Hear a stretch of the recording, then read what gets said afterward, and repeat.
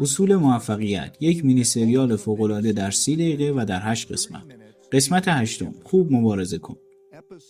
تا اینجا توضیح دادم که چطور یاد گرفتم با واقعیت‌های خودم، مشکلاتم، اشتباهاتم و ضعف‌هایم روبرو شوم و چگونه خودم را با کسانی احاطه کردم که کارهایی را بهتر از من انجام می‌دادند. این مؤثرترین راهی بود که برای گرفتن تصمیمات عالی کشف کردم.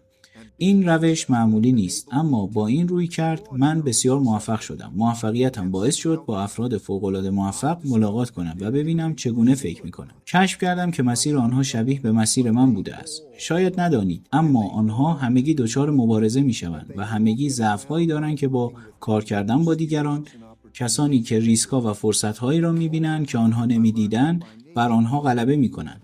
با گذشت زمان یاد گرفتم که در ذات انسان بزرگترین قوت‌ها معمولاً با بزرگترین ضعف‌ها مرتبطند. تلاش برای دستیابی به چیزهای بزرگ قطعاً باعث سقوط‌های دردناک خواهد شد. این فقط بخشی از روند است. چنین شکست‌هایی شما را می‌آزمایند. آنها انسان‌ها را جدا می‌کنند. بعضی‌ها عمیقاً فکر می‌کنند که چه چیزی باعث این شکست‌ها شده، درس می‌گیرند و به سمت اهدافشان پیش می‌روند، در حالی که دیگران تصمیم می‌گیرند که این بازی برای آنها نیست و از میدان خارج می‌شوند. به این درک رسیدم که موفقیت دستیابی به اهداف نیست. دریافتم که هر وقت به سطح جدیدی از موفقیت رسیدم، رضایت ماندگاری نداشتم. چیزهایی که برایشان تلاش می‌کنیم فقط طمع‌اند. تلاش برای رسیدن به آنها ما را مجبور به رشد می‌کند و این تلاش برای رشد شخصی در کنار دیگران است که پاداش واقعی است.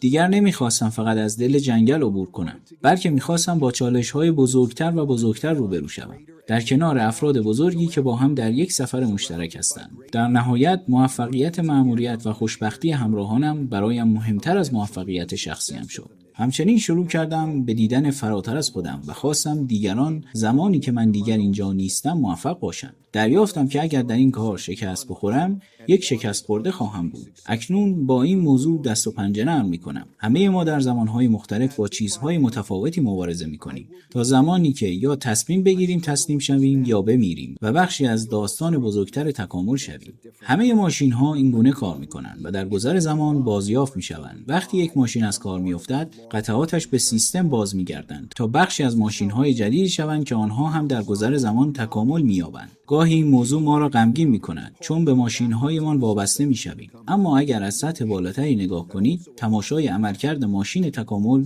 واقعاً زیباست. اکنون تو باید خودت تصمیم بگیری که چگونه تکامل پیدا کنی. فراموش کن این اصول از کجا آمده‌اند. فقط ارزیابی کن که آیا برایت مفید بوده یا نه و آنها را مطابق با نیازهایت تغییر بده. همانند تمام تصمیمات زندگی، اینکه با آنها چه کنی در نهایت به خودت بستگی دارد. تنها امیدم برای تو این است که شجاعت مبارزه و رشد کردن را داشته باشی تا زندگیت را به بهترین شکل ممکن بسازی. سپاسگزارم و خدا حافظ.